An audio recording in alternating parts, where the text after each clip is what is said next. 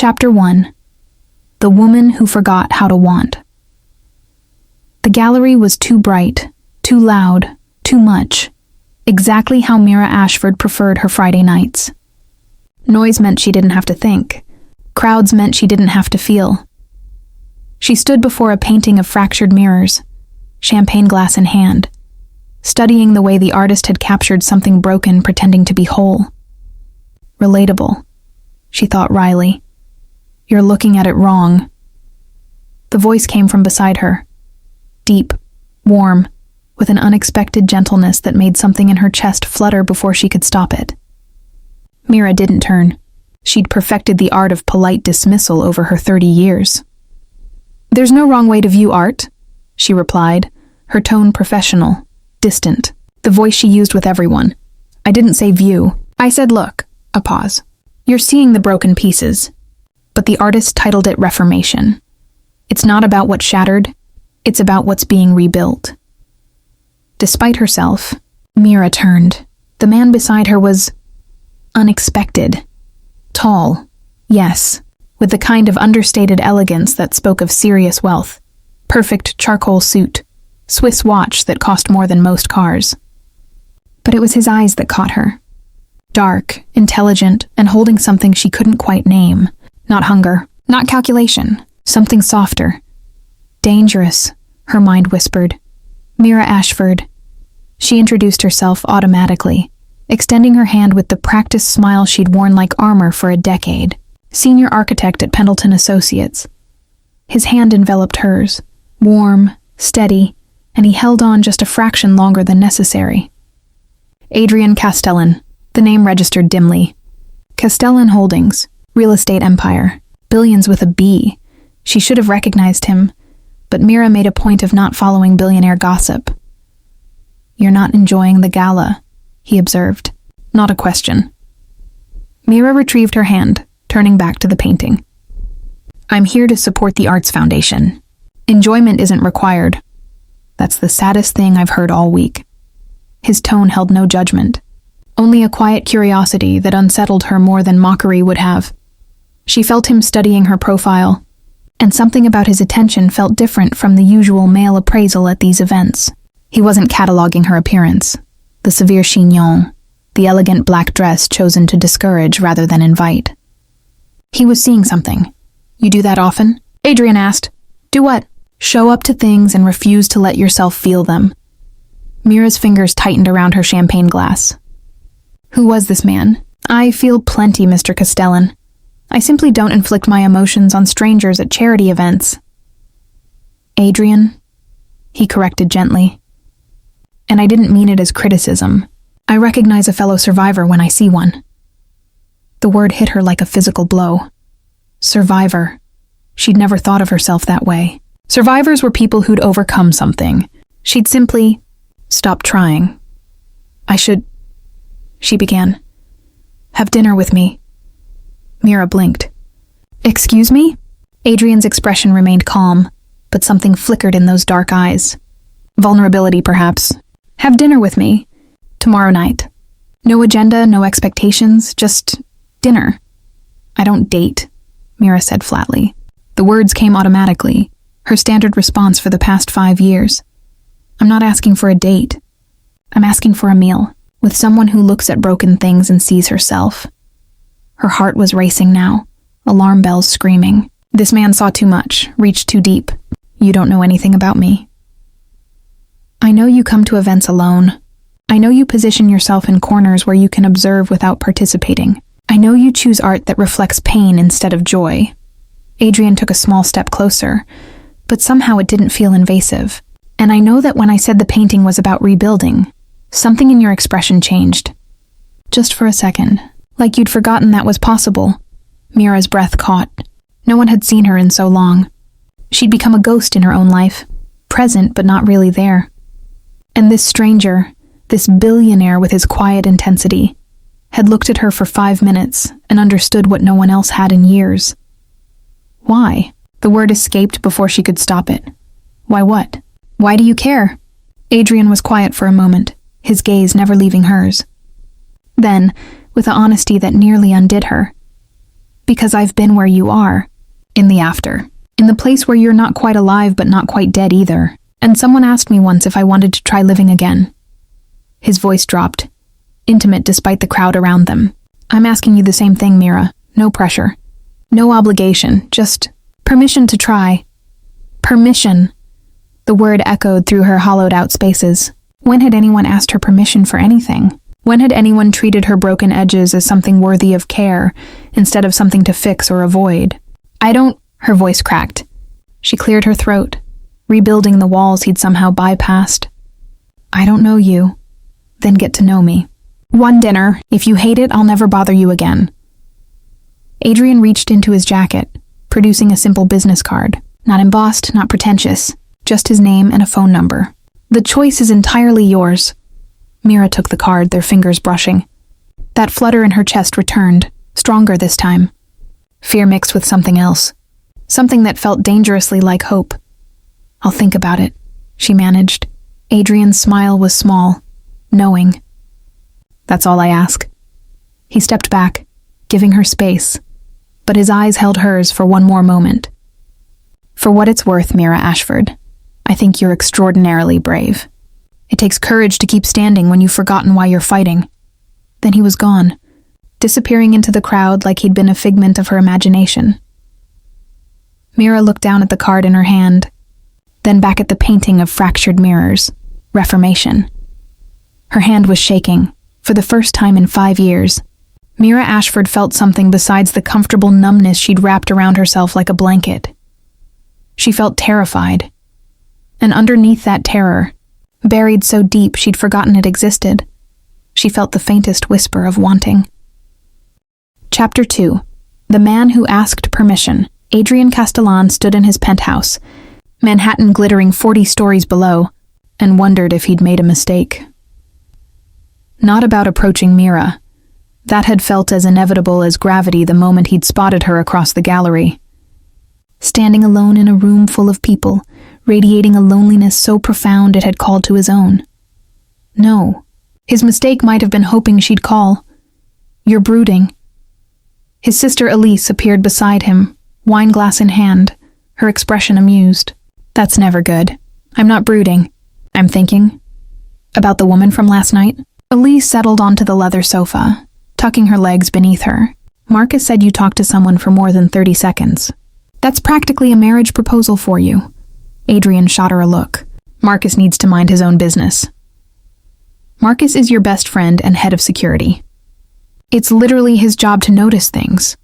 She studied him with the shrewd intelligence that had made her a formidable CFO. So who is she? No one, just someone I met. Try again.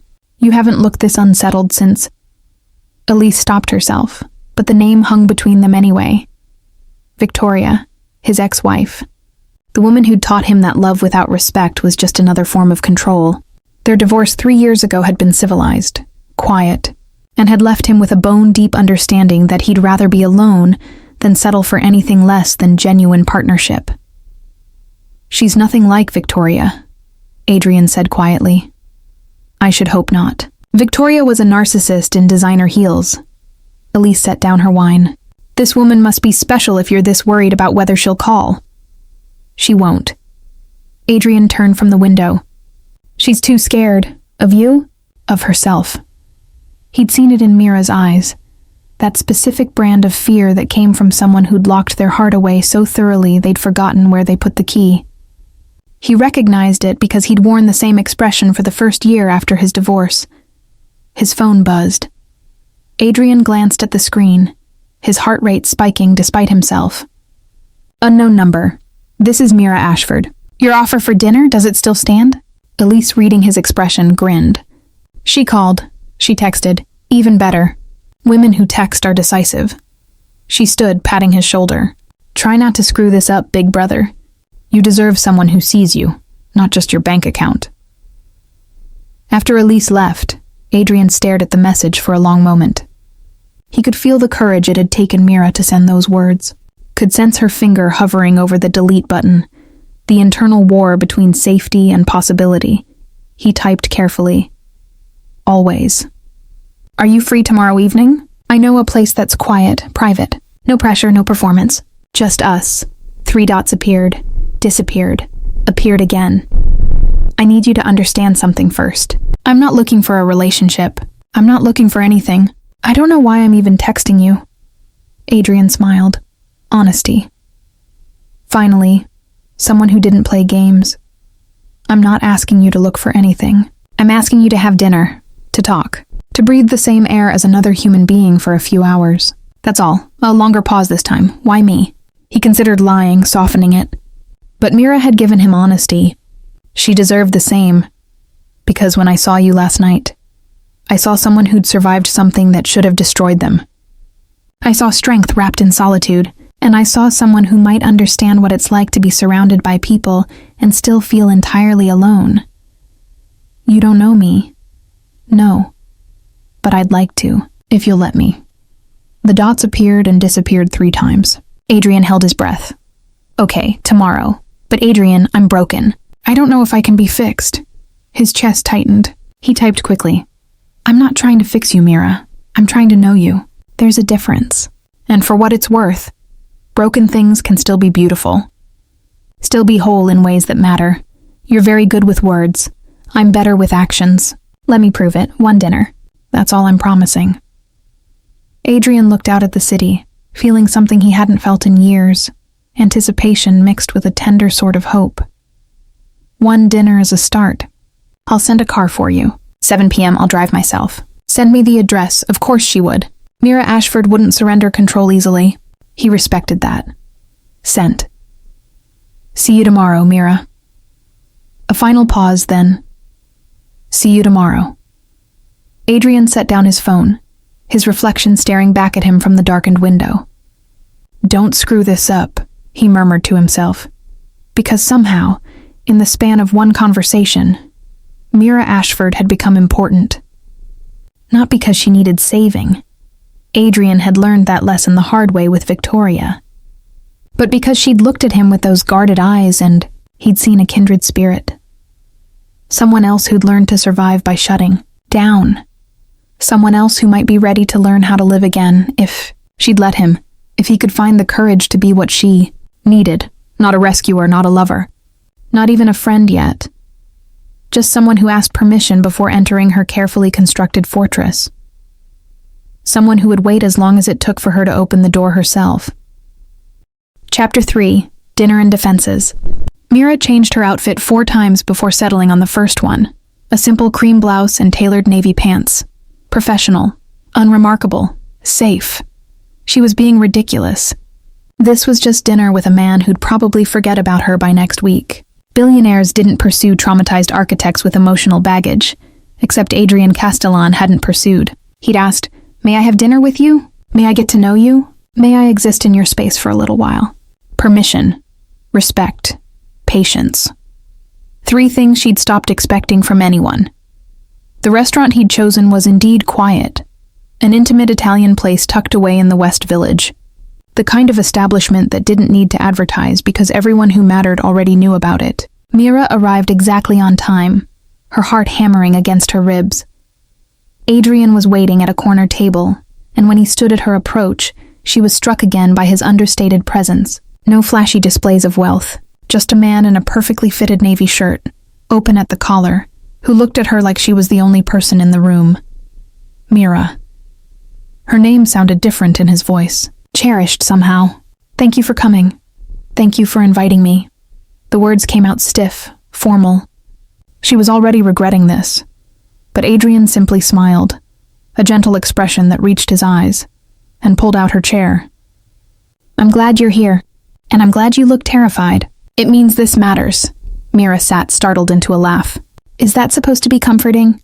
Is it working? Oddly, yes. She accepted the menu from an unobtrusive waiter, grateful for something to do with her hands. You're not what I expected. What did you expect? More arrogance, I suppose. Most men with your wealth and success lead with it. Adrian's expression shifted, something darker crossing his features.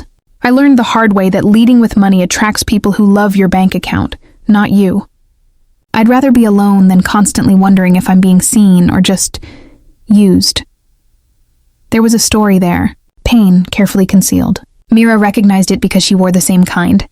Your ex-wife? She guessed quietly. His eyes widened slightly. How did you— I'm an architect. I'm trained to see structures, including the ones people build around their wounds. Mira set down her menu. You have the careful quality of someone who's rebuilt themselves after something devastating. The way you ask permission, the way you wait, those are behaviors learned from having your boundaries violated. Adrian was silent for a long moment, his gaze intense. You're remarkably perceptive, so are you. You saw through me in 5 minutes at that gallery. Maybe we're both just familiar with the architecture of survival. The waiter returned, and they ordered, Mira choosing almost at random, her attention entirely focused on the man across from her. When they were alone again, Adrian leaned forward slightly. Tell me about your work, he said. What draws you to architecture? A safe topic. Mira felt herself relax fractionally. Control initially. Architecture is about creating order from chaos, structure from emptiness. Everything has rules, measurements, purpose. She paused, surprised by her own honesty. It's the opposite of how I felt for a long time. Felt? Past tense? Feel, she corrected softly. How I feel. Adrian's hand moved across the table, not quite touching hers, but close enough that she could feel his warmth. What happened to you, Mira? The question was gentle but direct. No one had asked her that in years. Her friends had learned not to pry. Her colleagues didn't care. Even her therapist approached the topic with clinical distance. But Adrian asked like he genuinely wanted to know. Like her pain mattered. I had a daughter, Mira heard herself say. The words emerged rusty, unused. Lily, she was 5 when she died, leukemia. Adrian's expression crumbled. Not with pity, she would have hated pity, but with a deep, empathetic understanding. Mira, Don't, she interrupted. Please don't say you're sorry. Everyone says they're sorry. It doesn't change anything. He nodded, withdrawing his hand. What do you want me to say? I don't know, Mira's voice cracked.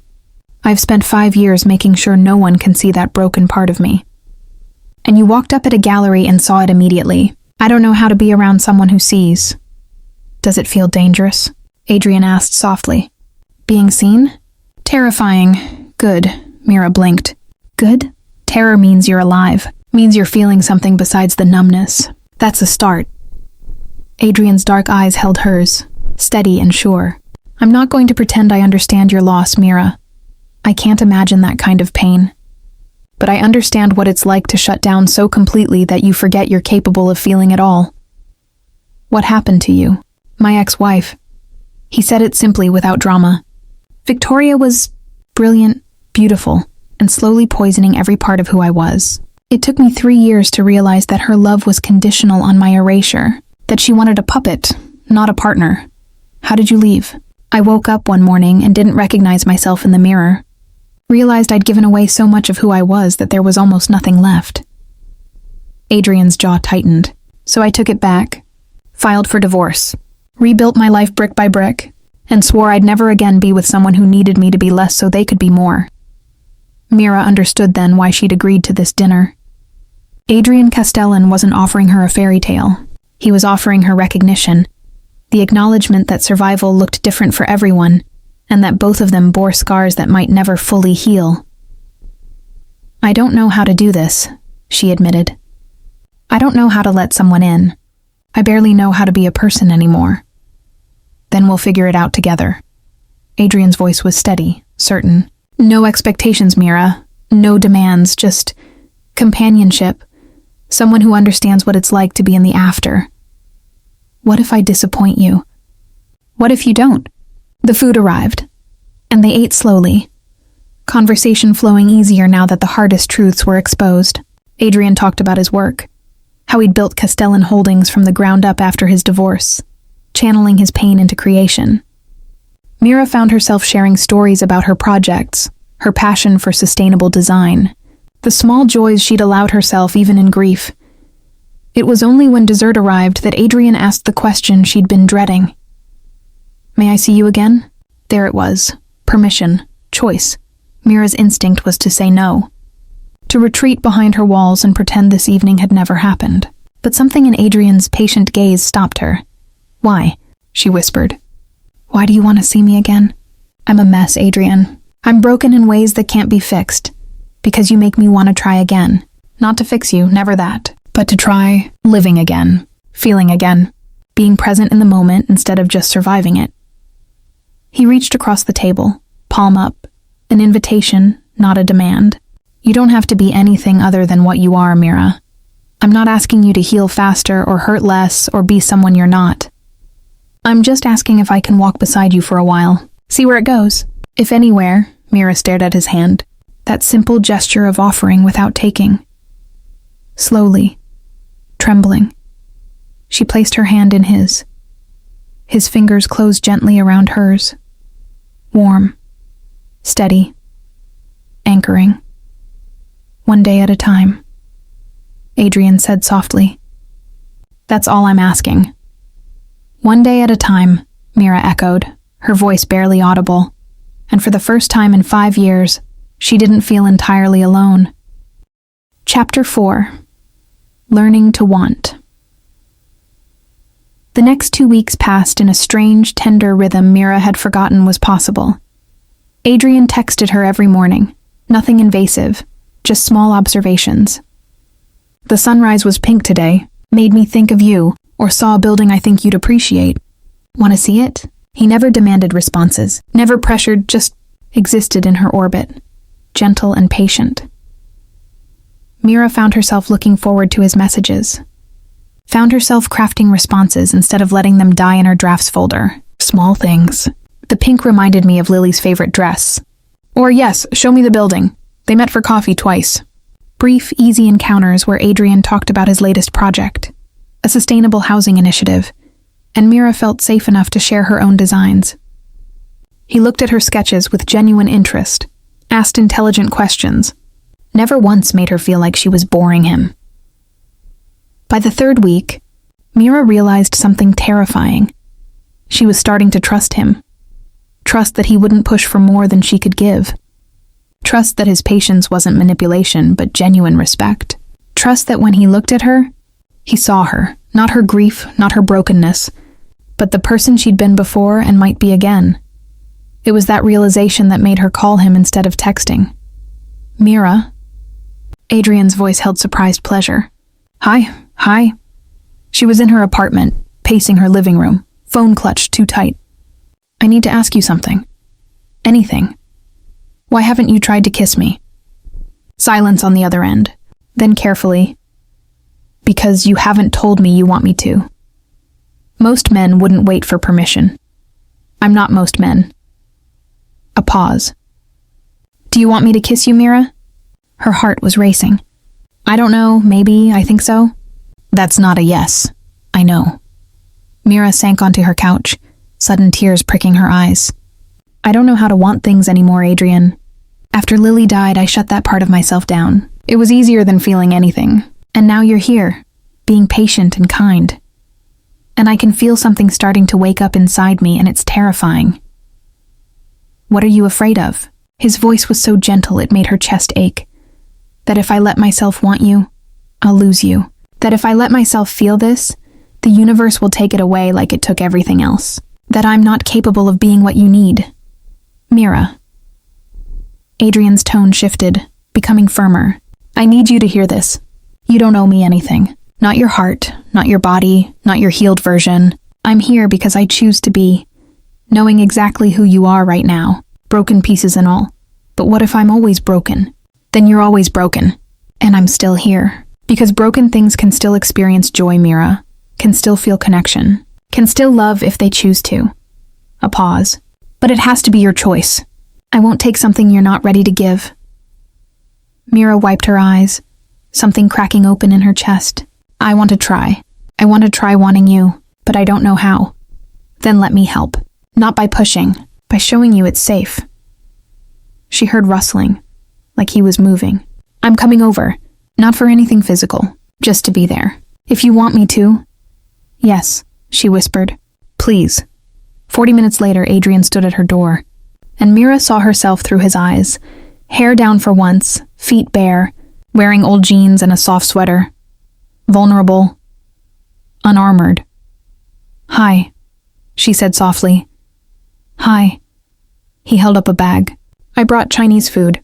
Figured if we're going to have an emotional conversation, we should at least be well fed. Despite everything, Mira laughed. Come in. They settled on her couch, food spread on the coffee table, and for a while just ate in comfortable silence. Mira studied Adrian. The way he moved through her space with easy respect, never presuming, never encroaching. Tell me what you need, Adrian said finally, setting aside his food. To feel safe with this, with me, with whatever this is becoming. Mira drew her knees up, wrapping her arms around them. I need to know you won't disappear if I can't give you what you want. I need to know that my grief won't scare you away, that my bad days won't be too much. I'm not going anywhere, Mira. Not because of grief, not because of bad days. I'm here for you. The whole complicated, grieving, surviving, beautiful reality of you. I need to go slow. We'll go at whatever pace you set. I need to know I can say no to anything, anytime, always. Adrian shifted slightly, his gaze intense. Your no is sacred to me, Mira. So is your yes. I won't settle for anything less than your genuine, uncoerced consent. In everything. Something in Mira's chest unfurled. This was what she needed to hear. Not promises of forever, not declarations of love. Just respect. Partnership. The acknowledgement that she was a person capable of making choices, even broken ones. Can I ask you something now? Adrian's voice was tentative. Yes. May I hold you? Just hold you. Nothing more. I want to know what it feels like to have you close. Mira's breath caught.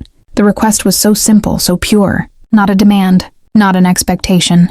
Just a desire, offered with the understanding that she could refuse. She uncurled slowly, her heart hammering. Yes, you may. Adrian moved carefully, giving her time to change her mind. He settled beside her, opening his arms in invitation. Mira hesitated only a moment before leaning into him, resting her head against his chest. His arms came around her, strong, warm, safe. His heartbeat steady beneath her ear, and Mira, who hadn't been held in 5 years, who hadn't allowed herself to need another person's comfort, felt something inside her break open. She started crying, quiet, shuddering sobs that she'd held back for so long they'd become part of her foundation. Adrian didn't shush her or tell her it was okay. He just held her, one hand moving in slow circles on her back, letting her fall apart. I miss her, Mira gasped. God, Adrian, I miss her so much. I know you do. Everyone tells me it gets easier, but it doesn't. It just gets different. More bearable, maybe, but never easier. Grief isn't meant to get easier, Adrian murmured against her hair. It's meant to be carried, and you've been carrying it alone for too long. Mira pulled back slightly to look at him, tears streaming down her face. You really mean it, don't you? You're really okay with all of this mess? I'm more than okay with it. Adrian cupped her face gently, his thumbs brushing away her tears. Mira, you're not a project to me. You're not broken goods or a challenge to overcome. You're a woman who survived something devastating and kept going. That's not weakness. That's extraordinary strength. I don't feel strong. You don't have to feel it for it to be true. Mira stared at him. This man who'd entered her life asking permission, showing patience, giving her space to be exactly who she was. And she felt it, that thing she'd thought was dead inside her. Want. Not just physical desire, though that was stirring too. But deeper. The want to be known, to be seen, to connect with another person in ways that mattered. Adrian, she whispered, I think I'm starting to want you, and it scares me. His eyes darkened with emotion. Hope, tenderness, desire held carefully in check. What scares you about it? That I don't know how to do this anymore.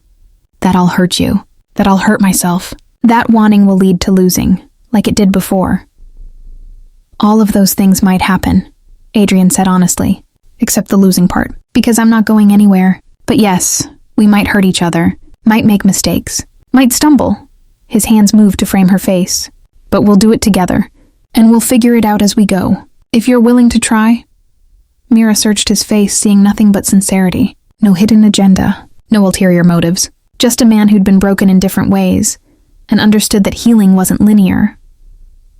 "I want to kiss you," she said suddenly, "but I don't know if I remember how." Adrian's smile was tender. "Then let me remind you, slowly, only as much as you want, and you can stop me any time." He leaned in gradually, giving her every opportunity to pull away. Mira's eyes fluttered closed. His lips brushed hers, feather-light, questioning. She made a small sound, leaning in, and he deepened the kiss fractionally. Still gentle, still asking permission with every movement. Mira's hands found his shoulders, anchoring herself as something ignited inside her. Not the wild passion of her youth, but something different, richer.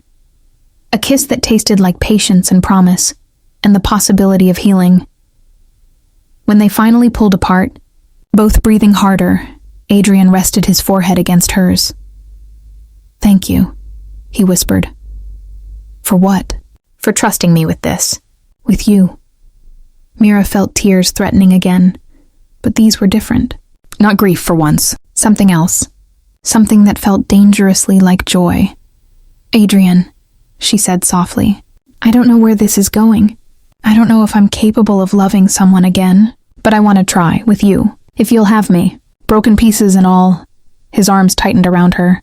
"I'll have you in any form you come, broken, healing, or somewhere in between. All I ask is that you be honest with me. Tell me what you need. Tell me when it's too much. Let me walk beside you, not ahead or behind, just beside." "I can do that," Mira promised. "I can try. That's all I'm asking." They held each other as night deepened outside, and Mira felt something she hadn't felt in 5 years. Hope. Fragile, tentative, but real. Maybe, just maybe, she was ready to start living again. Chapter 5. The Past That Haunts. 3 weeks into their careful, tender relationship, Mira's past arrived in the form of her ex-husband. She was at a coffee shop near her office, reviewing blueprints when a shadow fell across her table. "Mira." She looked up, her stomach dropping. James. James Ashford looked exactly as she remembered. Handsome in a cold way, impeccably dressed, his expression the carefully neutral mask he'd worn throughout their marriage and Lily's illness. They'd divorced 2 years after their daughter's death, when the silence between them had become unbearable. "May I sit?" Mira wanted to say no, but years of conditioning had taught her to be polite, even when every instinct screamed danger. "If you must." He sat, studying her with an intensity that made her skin crawl. "You look different, better. What do you want, James?" "I heard you're seeing someone. Adrian Castellan." His mouth curved into something that wasn't quite a smile. "Moving up in the world, aren't you?"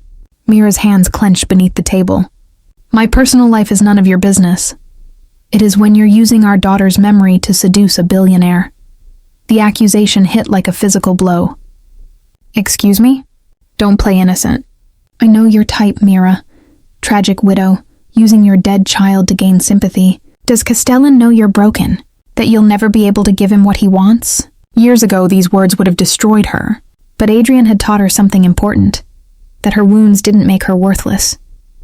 That being broken didn't mean she was beyond love. "You need to leave," Mira said, proud that her voice remained steady. "Now. Or what? You'll have your billionaire boyfriend throw me out?" James leaned forward. "I know you, Mira. I know how you push people away when they get too close. How you hide behind your grief because it's easier than facing the fact that you failed our daughter."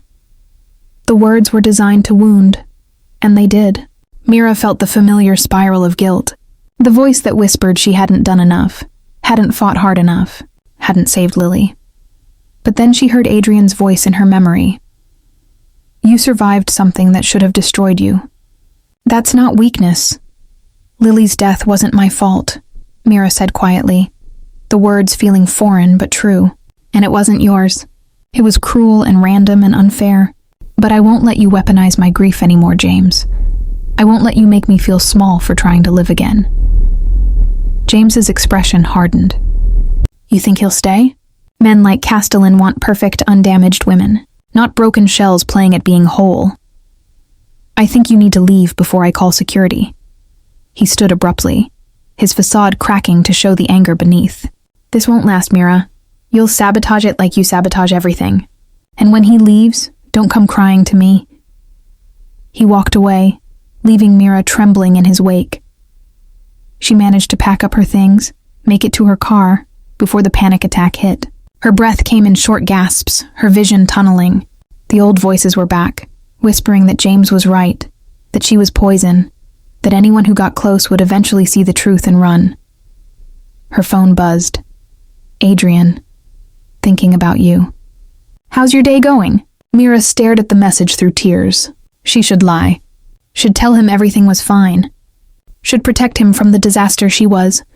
Instead, her fingers moved almost without conscious thought. "Can you come?" "Please, I need you." His response was immediate. "On my way." "Where are you?" She sent her location, then waited, counting breaths, trying to hold herself together. Adrian arrived in less than 15 minutes, still in his suit from whatever meeting he'd abandoned. He found her in the parking garage, slid into the passenger seat without asking permission, and immediately took in her state. "Mira, sweetheart, what happened?" The endearment broke something in her. She turned to him, words spilling out. "James showed up. My ex-husband. He said terrible things and I thought I was strong enough, but maybe he's right. Maybe I'm broken beyond repair. Maybe I will sabotage this because that's all I know how to do anymore." "Stop."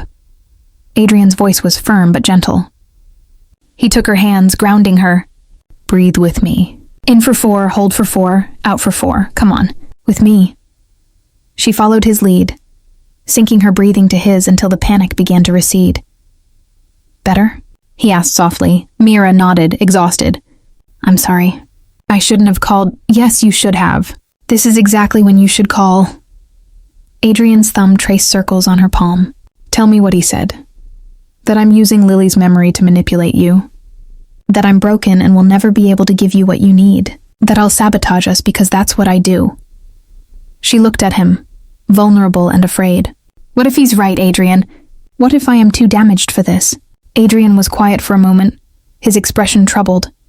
Then he shifted in the seat, turning to face her fully. "Do you know what I was doing when you texted?" he asked. "What?" "I was in a meeting with investors. Important people, important money. The kind of meeting that could make or break a major deal." His eyes held hers. "And the moment I saw your message, I walked out. Because you are more important than any deal, any amount of money, any obligation I have in this world." Mira's breath caught.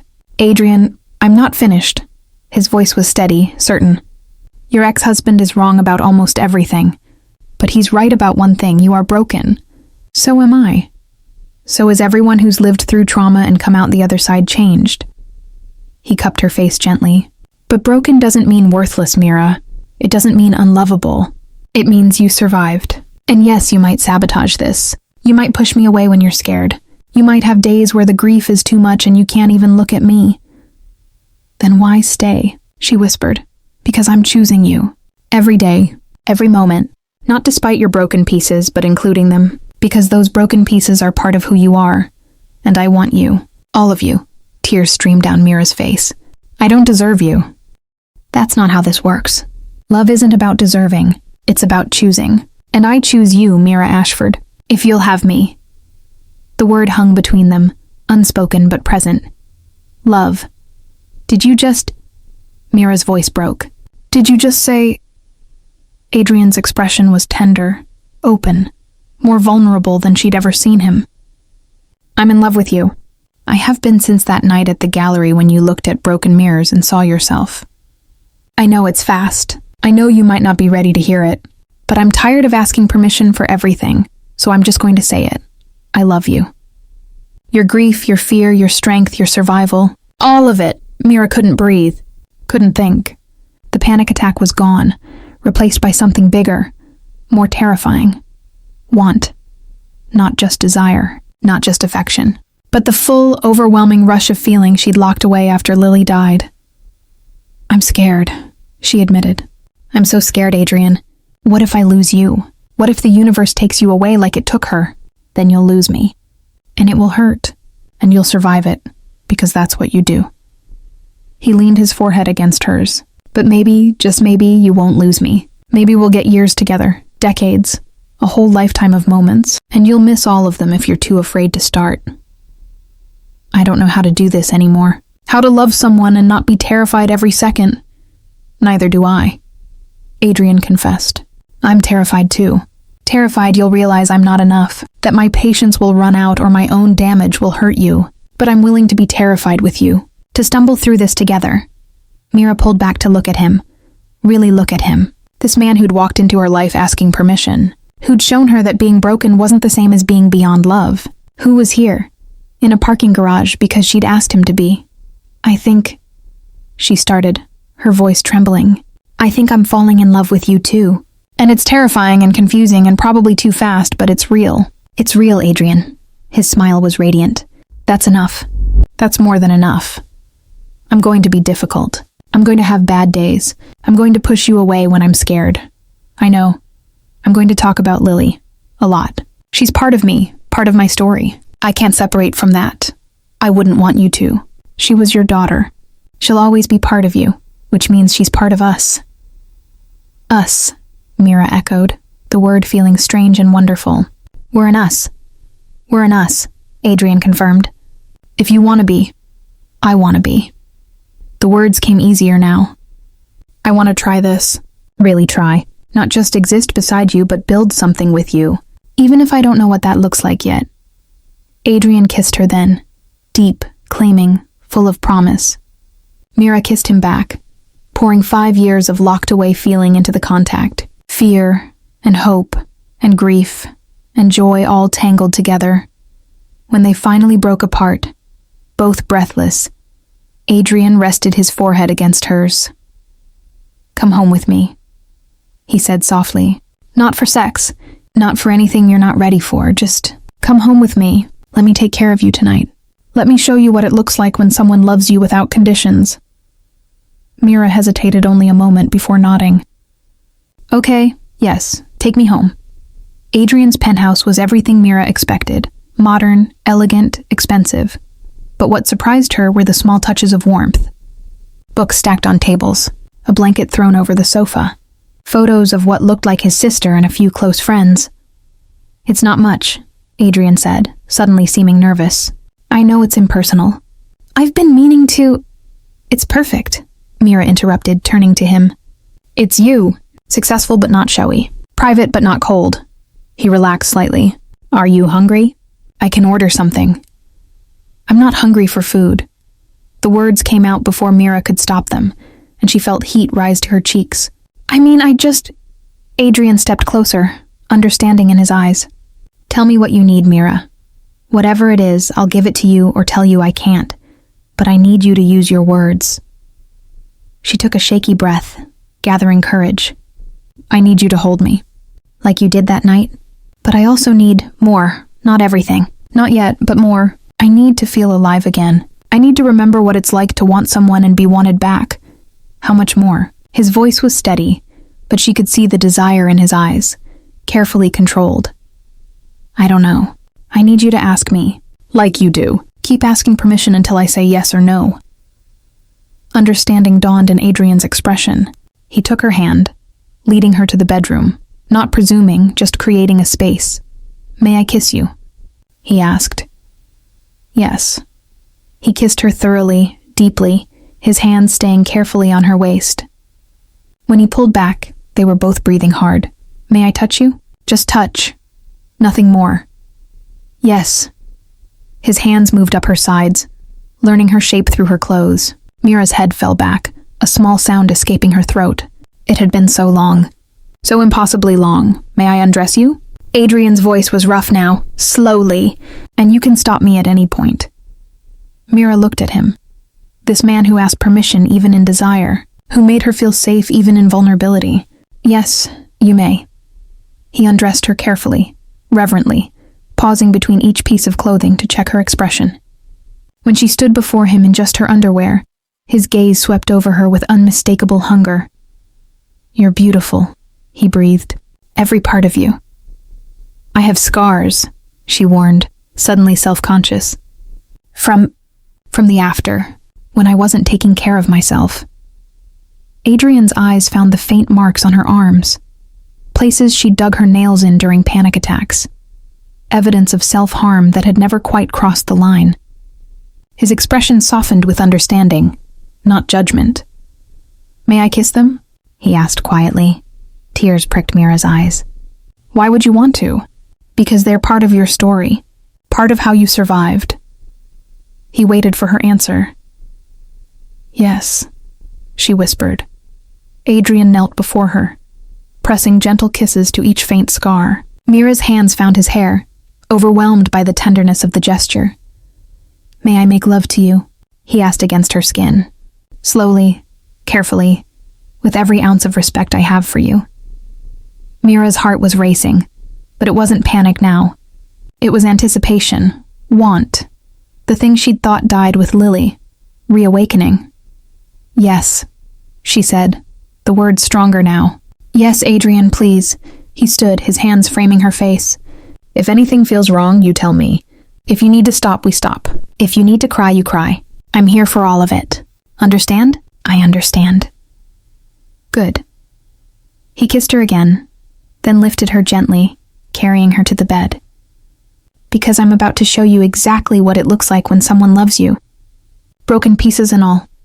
Chapter 6. Healing in stages. Mira woke in Adrian's bed, morning light streaming through floor-to-ceiling windows, and for the first time in 5 years, she didn't immediately reach for grief. She reached for the man beside her. Adrian stirred, his arm tightening around her waist. "Morning," he murmured, voice sleep rough. "Morning." Mira turned in his embrace, studying his face, relaxed, peaceful, beautiful in the morning light. "Thank you for last night." "You don't have to thank me for loving you." "I do, though, because you did it right. You made me feel safe even when I was terrified. You asked permission even when I was giving you signals. Her voice broke. "You treated me like I was precious." Adrian's eyes opened fully, dark and intense. "You are precious to me, Mira, more than you know." She kissed him then, morning breath and all, because she couldn't not. Because for the first time in years, she felt like maybe, possibly, she deserved this. They made love again, slower, with less fear and more joy. And when they finally emerged from the bedroom, Mira felt different, lighter, like she'd shed a skin she didn't know she was wearing. "Coffee?" Adrian asked, moving to the kitchen. "Please." Mira wrapped herself in his shirt, following him. "Adrian, can I ask you something?" "Always. What do we do now?" "I mean, where does this go?" He handed her a mug, considering the question. "Where do you want it to go?" "I don't know. I've never dated a billionaire before. I don't know the rules." "There are no rules," Adrian said firmly.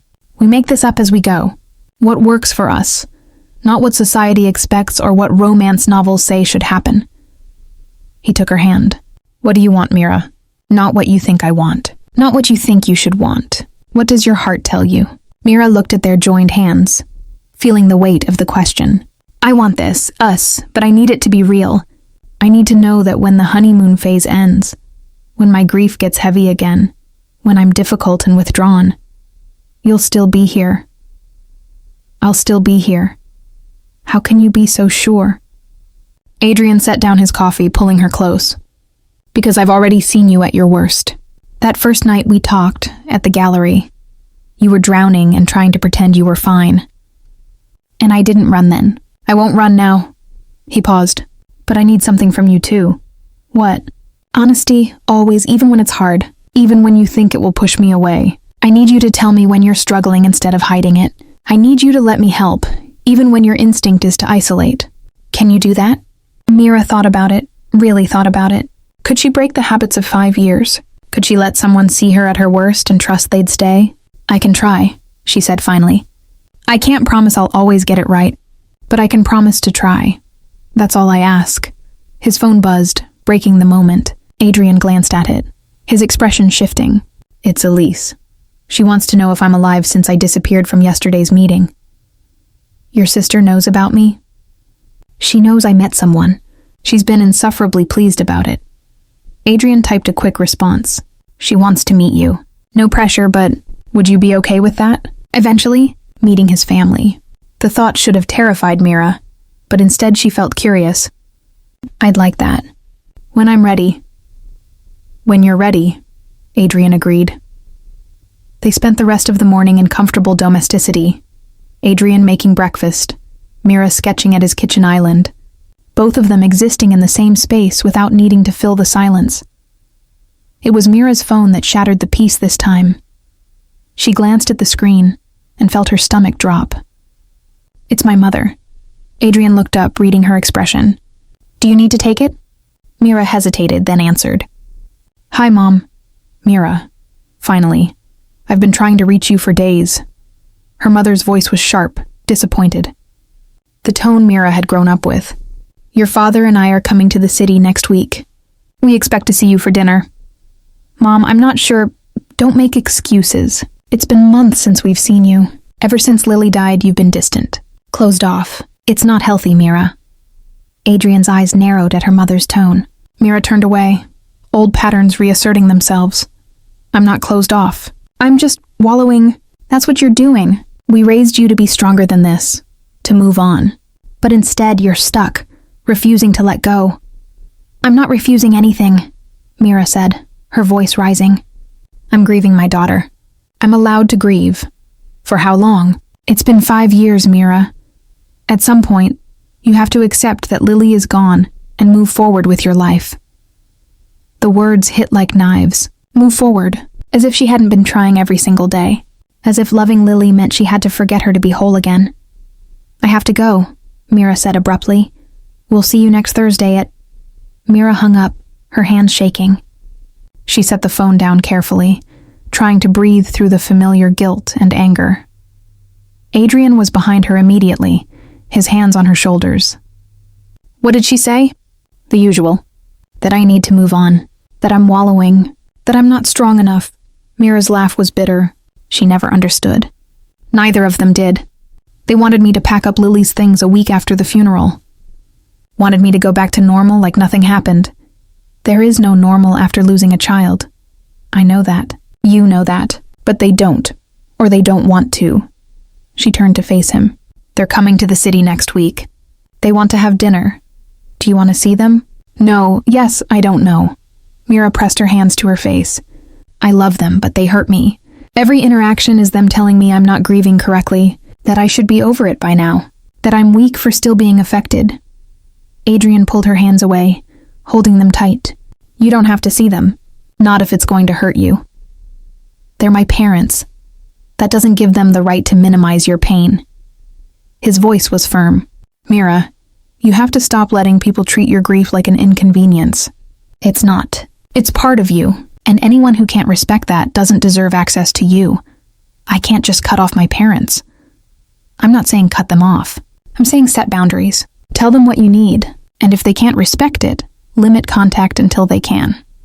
He cupped her face. You deserve to be surrounded by people who support your healing, not people who shame you for taking the time you need. Mira stared at him, something shifting in her chest. He was right. She'd spent 5 years letting people tell her how to grieve, when to move on, what was acceptable. Even James had made her feel broken for not recovering fast enough. But Adrian was different. He saw her grief and didn't ask her to diminish it. Didn't tell her to hurry up or get over it, just accepted it as part of who she was. Will you come with me? She asked suddenly. To dinner with my parents. If I decide to go. Adrian didn't hesitate. Of course. Anything you need. I need them to see that I'm not broken beyond repair. That someone actually wants me, grief and all. Is that terrible? Using you to prove a point? You're not using me. You're asking for support. There's a difference. He smiled slightly. Besides, I've been wanting to meet the people who created you, even if they don't fully understand what they have. Mira kissed him, grateful and overwhelmed. I love you. I don't think I've said it enough, but I do. I love you. I love you too. Grief, difficult parents, panic attacks, and all. They stood in his kitchen, wrapped in each other, and Mira felt something settle in her chest. Maybe she couldn't control her parents' reactions. Maybe she couldn't make them understand her grief, but she could control who she let into her healing. And she was choosing Adrian, choosing this tentative, imperfect, beautiful thing they were building, choosing to live again, even when it was terrifying, especially when it was terrifying. Chapter 7. Meeting the Past. The restaurant Mira's parents chose was, predictably, expensive and intimidating. The kind of place where every piece of silverware had a purpose, and conversations were conducted in hushed tones. Mira sat across from her mother and father, Adrian solid and reassuring beside her, and tried not to feel like she was 16 again. "So, her mother?" Patricia said, her gaze sweeping over Adrian with undisguised assessment. "You're the reason our daughter finally returned our calls."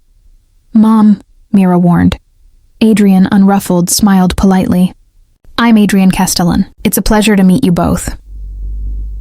Mira's father, Robert, shook Adrian's hand with the firm grip of a man who still believed in such displays. "Castellan Holdings. I've read about your work. Impressive portfolio." "Thank you, sir. How did you two meet?" Patricia asked, her tone implying she already disapproved of the answer. Mira opened her mouth, but Adrian spoke first. "At a charity gala.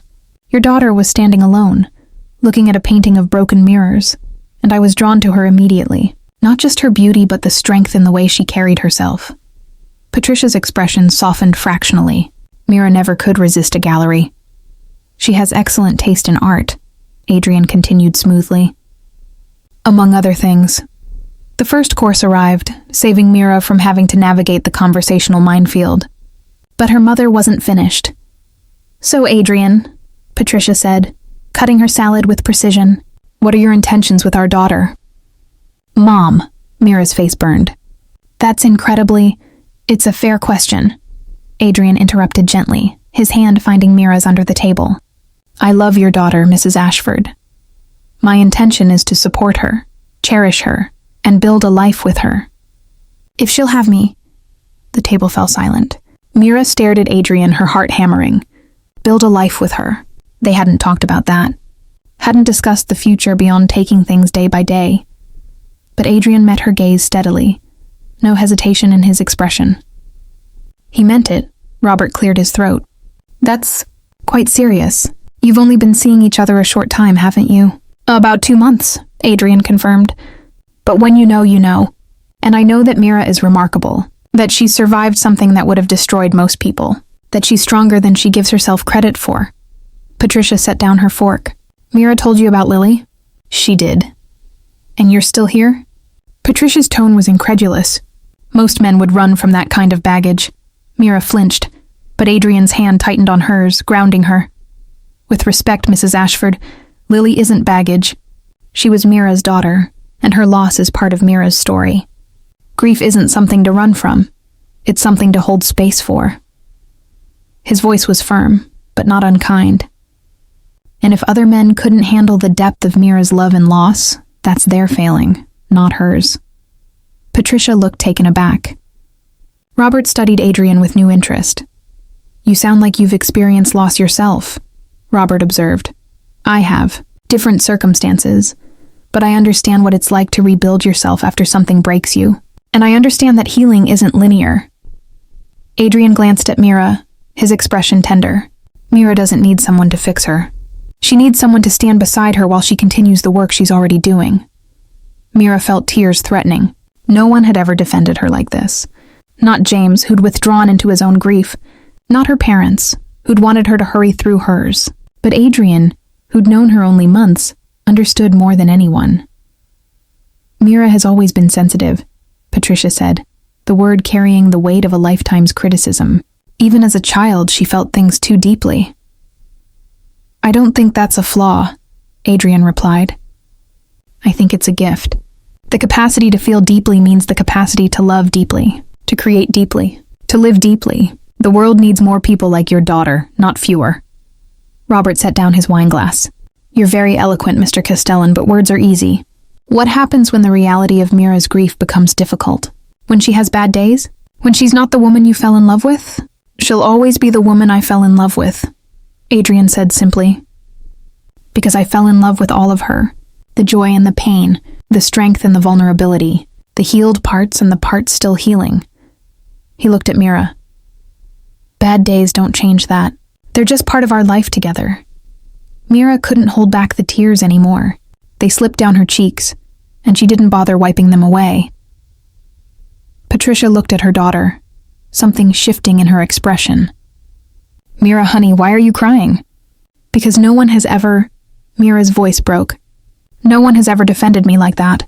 No one has ever looked at my grief and said it was okay, that I was still worthy of love." "Of course you're worthy of love," Patricia said, but her tone was uncertain. "We never said you weren't. You didn't have to say it. You showed it every time you asked when I'd move on, every time you suggested I pack up Lily's things, every time you looked at me with disappointment because I wasn't healing fast enough." Mira took a shaky breath, Adrian's hand anchoring her. "I needed you to tell me it was okay to still be broken, that I wasn't weak for missing my daughter. But instead, you made me feel like I was failing at grief." Patricia's face crumpled. "Mira, we were trying to help. I know, but it didn't help. It hurt."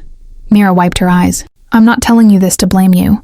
I'm telling you because I need you to understand. I'm healing, but it's going to take as long as it takes. And I need to be around people who can accept that."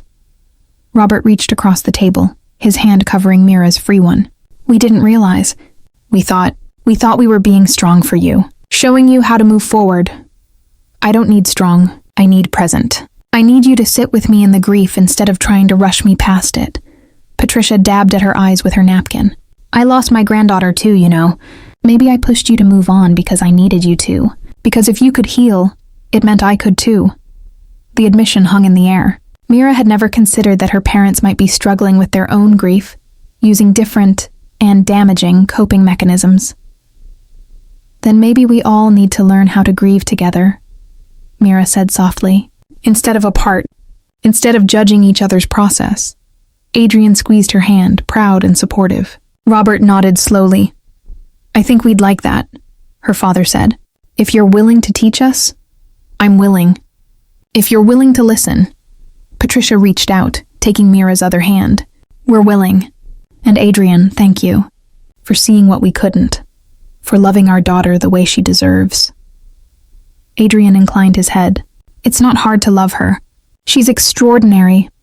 The rest of the dinner passed in cautious but genuine connection.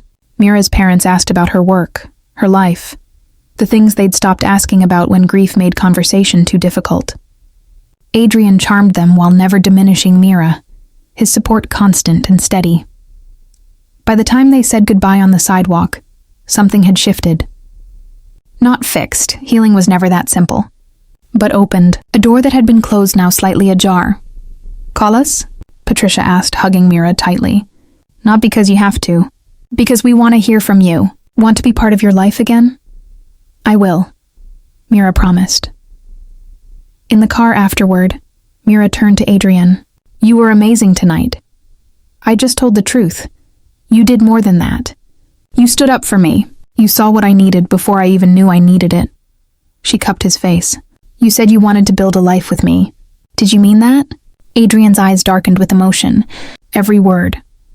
Even though I come with all this baggage, all this family drama and grief, and especially because of all that. Because it's made you who you are." He kissed her palm. "Mira, I don't want easy. I want real. I want you, in whatever form that takes." "I want that too," Mira whispered. "A life with you, a future, even though it scares me. Even though I don't know what it looks like.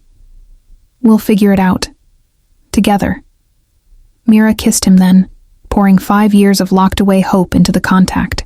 And for the first time since Lily died, she let herself imagine a future, not one without grief, that would always be part of her, but one with joy alongside the pain, love alongside the loss, a life rebuilt, brick by careful brick, with this man who'd asked permission to love her, and she'd finally said yes. Chapter 8. The Question of Forever. 6 months into their relationship, Adrian took Mira to a house, not just any house, a sprawling Victorian in Connecticut, complete with gardens, a library, and enough space for a family to grow. Mira stood in the empty living room, confusion and hope warring in her chest. "What is this?" she asked. Adrian watched her carefully, nervous in a way she rarely saw.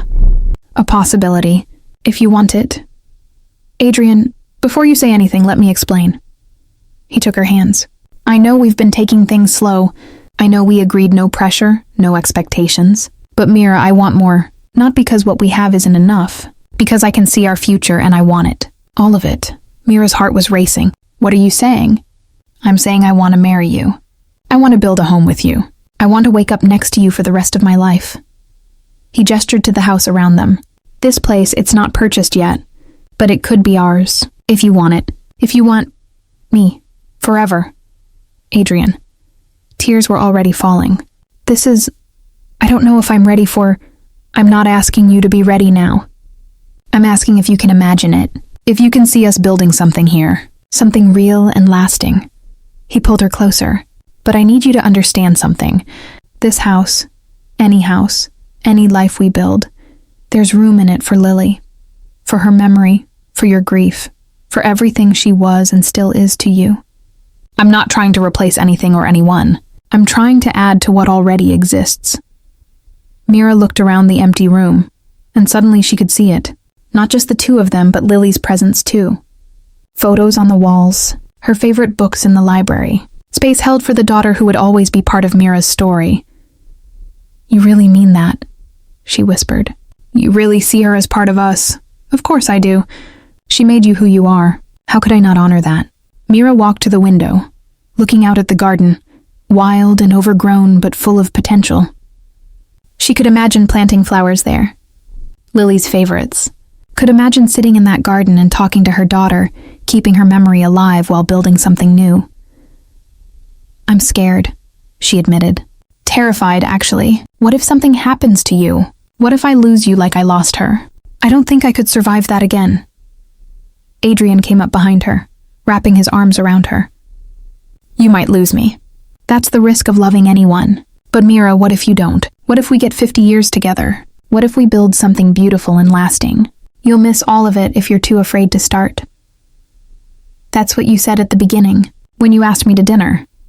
And was I wrong? Mira turned in his arms, looking up at this man who'd changed everything. No, you weren't wrong. These past 6 months they've been the best of my life. Even with the hard parts, even with the grief. Because you've shown me I can have both. That I can miss Lily and still be happy. That I can grieve and still love. So what do you say? Will you marry me? Build a life with me. Let me love you for whatever time we have. Mira looked into his eyes, seeing nothing but sincerity, patience, and a love so profound it took her breath away. She thought about Lily, about what her daughter would want for her. And she knew Lily would want her to live, to love, to be happy. Yes, Mira whispered. Yes, I'll marry you. I'll build a life with you. I'll choose forever with you, even though it terrifies me. Adrian's face transformed, joy radiating from every feature. He kissed her deeply, lifting her off her feet. And Mira laughed. A sound of pure happiness she hadn't thought she was capable of anymore. When he set her down, he reached into his pocket, producing a small velvet box. Inside was a ring, elegant, simple, with a design that made Mira gasp. The band split into 2 intertwining vines, each holding a stone. One diamond brilliant and clear, one lily-shaped pink sapphire. The diamond is for us, Adrian explained softly. For our future. And the lily is for her, for the past that shaped you. Both together, because that's what you are. What we are. Mira couldn't speak through her tears. She simply held out her hand, trembling, and let Adrian slide the ring onto her finger. It fit perfectly. When did you? I've been planning this for months. Had it designed specifically for you. For us. He kissed her hand just above the ring. I wanted you to know that I see all of you. That I'm choosing all of you. The woman you are now. Shaped by the woman you were, and the daughter you loved. Mira threw her arms around him, holding tight. I love you. God, Adrian, I love you so much. I love you too, more than I thought possible. They stood in the empty house, holding each other, both crying and laughing. And Mira felt something she hadn't felt in 5 years. Complete. Not because Adrian filled the spaces Lily left, but because he'd shown her she could be whole even with those spaces. That love didn't mean forgetting. It meant making room. Can we really do this? She asked against his chest. Can we really build a life here? We can do anything we want. This is our story, Mira. We get to write it however we choose. She pulled back, looking around the house with new eyes. I want a room for my work. Big windows, lots of light. Done. And a garden. With lilies, and roses, and wildflowers. Whatever you want. And a library. With a reading nook where I can sit and think about her. Remember her, without feeling like I'm betraying our present by honoring my past. Adrian's eyes were bright with unshed tears. We'll make it perfect. A space just for you and her. Sacred. Mira took a shaky breath. And maybe someday, if it happens naturally, there could be room for more. For a family. I don't know if I'm ready to think about that yet, but we have time, Adrian assured her. All the time in the world. No pressure, no expectations. Just possibilities. Possibilities, Mira echoed, testing the word. It felt strange, but good. Hopeful. They spent the next hour walking through the house, Adrian pointing out features, Mira imagining their life within these walls. Every room held potential. Every space whispered of a future she'd stopped believing in. When do you want to get married? Adrian asked as they stood in what would be their bedroom, sunlight streaming through the windows. I don't know. I need to think about it. What feels right? Mira turned to him. Is that okay? That I don't have all the answers yet? That's more than okay. This is your timeline, Mira. Our timeline. We move when you're ready.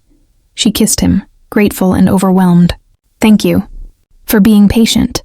For understanding that healing isn't linear. For loving me even when I'm complicated. You're not complicated. You're human. And I wouldn't have you any other way. Chapter 9. Telling her story. The engagement announcement created ripples Mira wasn't prepared for. Her parents were thrilled, if somewhat surprised by the speed. Adrian's sister Elise threw an impromptu celebration, welcoming Mira into the family with genuine warmth. Friends Mira had lost touch with reached out, happy to hear she was moving forward.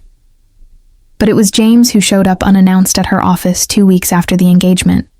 His expression dark. "You're really doing this?" he asked, standing in her doorway. "Marrying him?" Mira set down her pencil, her heart rate spiking but her voice steady. "Yes, I am. It's too soon. It's been 5 years, James, and it's my life." "My choice." He stepped into her office, closing the door. "What about Lily? You're just going to replace her? Replace our family?" The accusation hit its mark, but Mira was stronger now. She'd been practicing boundaries, learning to defend her choices. "I'm not replacing anyone. I'm moving forward. There's a difference. Moving forward?" James's laugh was bitter. "You're running away. From the grief, from the responsibility of remembering her properly. Don't you dare tell me how to remember my daughter." Mira stood, her voice sharp. "I think about Lily every single day. I carry her with me everywhere. But I'm also allowed to live, James. I'm allowed to be happy. And I'm allowed to love someone who actually supports my healing instead of trying to control it. He doesn't know you like I do. Doesn't know how you'll sabotage this, how you'll push him away when things get hard. Maybe I will. Maybe I'll make mistakes. But Adrian loves me enough to work through them. Can you say the same? Did you ever love me that way? Or did you just love the version of me that agreed with everything you said?" James flinched. "That's not fair." "No, what's not fair is you showing up here trying to make me feel guilty for choosing happiness. For choosing life." Mira moved toward the door, opening it. "I'm done letting you make me feel small, James. I'm done letting you weaponize our daughter's memory. So please leave, and don't come back unless you can be happy for me." For a moment, James just stared at her. Then something in his expression crumbled. "I'm not happy, Mira. I haven't been happy since we lost her. And seeing you move on, it makes me feel like I'm the only one still drowning." The confession shifted something. Mira felt a flash of the empathy that had once made her love him. "Then get help, James, real help. Not this anger and bitterness. Actually process your grief instead of using it as a weapon. I don't know how.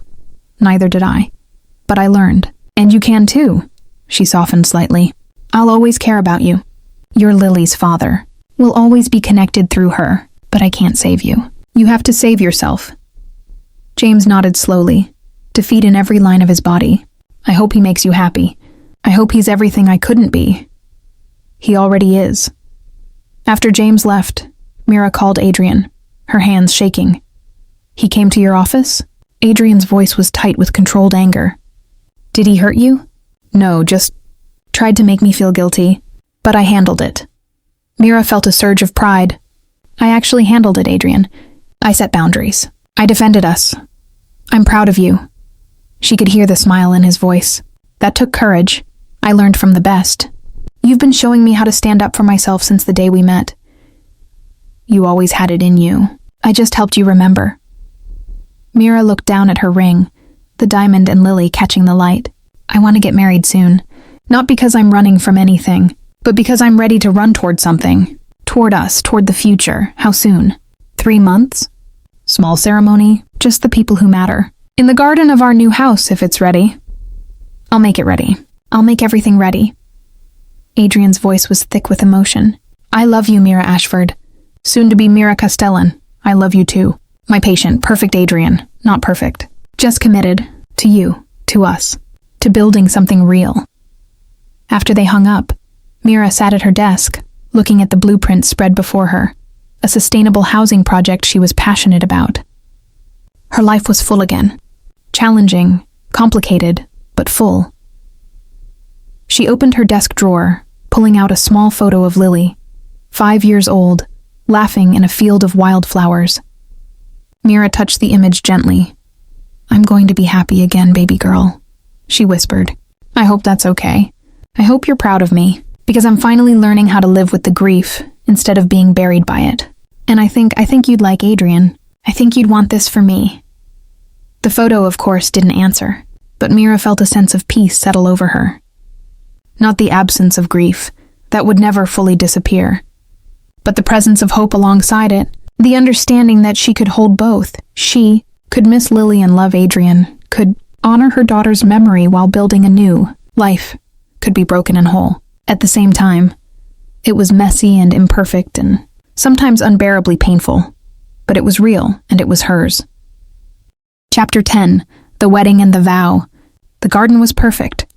3 months of work had transformed the wild space behind their Victorian into something magical. Lilies and roses and wildflowers exactly as Mira had imagined.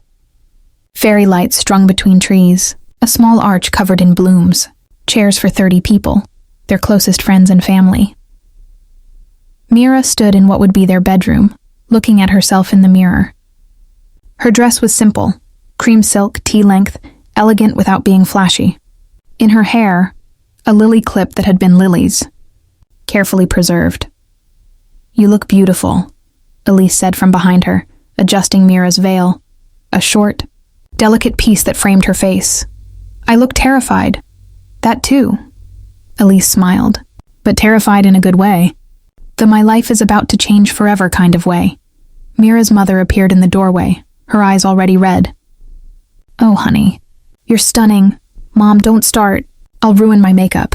Patricia came forward, taking Mira's hands. I'm so proud of you. Not for getting married, though Adrian is wonderful, but for being brave enough to try again, to choose happiness even when it's scary. I learned from my mistakes, Mira said softly. I'm still learning, but Adrian makes it easier. He loves you very much. Anyone can see it. Mira looked at her reflection again, at the woman she'd become, still carrying grief, still healing, but no longer defined solely by her loss. Now she was also defined by her strength, her love, her choice to keep living. I wish Lily could be here, Mira whispered. I wish she could see this. She can, Patricia said firmly. I believe that. I believe she's here, happy that you're happy. Mira nodded, tears threatening. I hope so. I really hope so. A knock at the door. Robert stepped in, handsome in his suit, his eyes misty. It's time, sweetheart. If you're ready. Was she ready? Mira looked at the lily clip in her hair, the ring already on her finger waiting for its match. The future spread before her like an unfurling map. Yes, she was ready. Let's do this, she said. The walk to the garden seemed both endless and too short. Mira's father held her arm, steady and supportive, and she was grateful for his presence. Then she saw Adrian. He stood under the arch, breathtaking in a dark suit, his eyes locked on her. And the expression on his face, love, awe, unwavering commitment, made everything else fall away. This was right. This was real.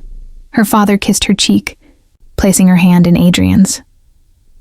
"Take care of her," he murmured. "With my life," Adrian promised. They stood facing each other, hands clasped as the officiant began. But Mira barely heard the traditional words. She was too focused on Adrian, on the way he looked at her like she was the only person in existence. "Adrian and Mira have chosen to write their own vows," the officiant announced. Adrian spoke first, his voice steady but emotional. "Mira, when I met you, you were standing alone at a gallery, looking at broken things and seeing yourself. And I thought, there's someone who understands. You've taught me that broken doesn't mean worthless. That grief doesn't mean the absence of joy. That love can exist alongside pain and be all the more beautiful for it." His hands tightened on hers. "I vow to stand beside you, not ahead or behind, to honor your grief and celebrate your joy, to ask permission before entering your spaces, to love you in the quiet moments and the loud ones, to build a life with you that has room for your past and hope for our future, to see you, really see you every single day, and to never, ever ask you to be anything other than exactly who you are." Tears streamed down Mira's face. She took a shaky breath, finding her voice. "Adrian, you asked me once what my heart's deepest desire was. At the time, I didn't know. I'd forgotten how to want anything. But you taught me." Her voice broke. "You taught me that I could want again, that I could love again, that I could be broken and whole at the same time." She gathered her courage. "I vow to choose you. Every day, even on the hard days, even when I'm scared. I vow to let you see me, all of me, including the parts that still hurt. I vow to honor the patience and respect you've shown me by being honest about what I need, to build a home with you that holds both grief and joy, to love you fiercely and gently, with everything I have, and to never forget that you saw me when I was invisible, that you asked permission to love me, and that you made me believe I was worth loving again." Adrian was crying now too, both of them standing in their garden, holding each other's hands, and bearing their souls in front of everyone they loved. "By the power vested in me," the officiant said, his own voice thick with emotion, "I now pronounce you husband and wife. Adrian, you may kiss your bride." Adrian cupped Mira's face, his touch infinitely gentle. "Hello, wife." "Hello, husband." He kissed her, tender and deep and full of promise. Their guests erupted in applause and cheers, but Mira heard only her own heartbeat, Adrian's breath, the whisper of wind through the garden. When they pulled apart, both laughing and crying, Adrian whispered against her lips, "Thank you for saying yes. To dinner, to us, to forever. Thank you for asking." Mira whispered back, "Thank you for showing me I was worth asking." The reception was intimate, joyful, exactly what they'd wanted. Dinner under the stars, dancing in the garden, toasts that made everyone laugh and cry. But it was later, when most guests had left and only family remained, that the most meaningful moment occurred. Mira stood by the lily garden she'd planted, Adrian beside her, both of them looking at the flowers swaying in the evening breeze. "I need to do something," Mira said softly. "Do you mind?" "Never." She knelt in the grass, Adrian kneeling beside her. From her pocket, Mira drew a small, weathered envelope, Lily's last letter to her, written in a child's careful handwriting weeks before she died. "I've never shared this with anyone," Mira said. "But I want to share it with you, because you're my family now, and Lily is part of that family." Adrian nodded, his hand on her back. Mira opened the letter, her voice shaking as she read, "Dear Mommy, I know I'm sick. I know you're sad, but please don't be sad forever. I want you to be happy. I want you to laugh and dance and love someone nice, because you're the best mommy and you deserve good things. Don't forget me, but don't forget to live either. I'll always be with you, in the flowers and the stars and the wind. I love you forever and always. You're Lily." Mira's voice broke on the last words. Adrian pulled her close, his own tears falling. "She wanted this for you," he said. "She wanted you to live, to love, to be happy. I know. I've known, but I didn't know how. Until now. Until us." Mira nodded, carefully folding the letter. "She would have liked you. Would have loved how patient you are, how gentle. I wish I could have known her. You do know her. She's in everything I am, everything I do, every choice I make. Mira looked at him. And now she's part of us. Part of our story. Adrian kissed her forehead. Always. She'll always be part of us. They sat in the garden as twilight deepened, holding each other, honoring the daughter who'd changed Mira's life and the man who'd taught her she could live again. I'm happy, Mira whispered, surprised by the truth of it. Right now, in this moment, I'm genuinely happy. Good. Adrian smiled against her hair. That's all I've ever wanted. Your happiness, your wholeness, your heart's deepest desire. You, Mira said simply. You're my heart's deepest desire. You asked me once if you could love me, and the answer is yes. Forever yes. Forever yes, Adrian echoed. And in the garden of their new home, surrounded by lilies and love and the ghost of a daughter who'd wanted her mother to live, Mira Castellan finally felt complete. Not because the grief was gone, it never would be, but because she'd learned she could carry it and still be whole, could honor her past and still build a future, could love what she'd lost and still love what she'd found. She was broken and healed, grieving and joyful, scarred and beautiful. She was everything at once, and she was finally, blessedly, ready to live. Epilogue. 10 years later, the gallery opening was packed.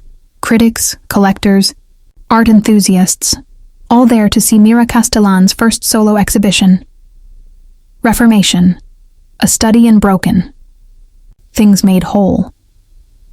The series featured architectural photographs integrated with abstract painting, buildings that had been damaged and rebuilt, structures that bore their scars but stood stronger for them. It was Mira's way of exploring her own journey through art. Adrian stood beside her, distinguished now with silver threading through his dark hair, watching her interact with admirers.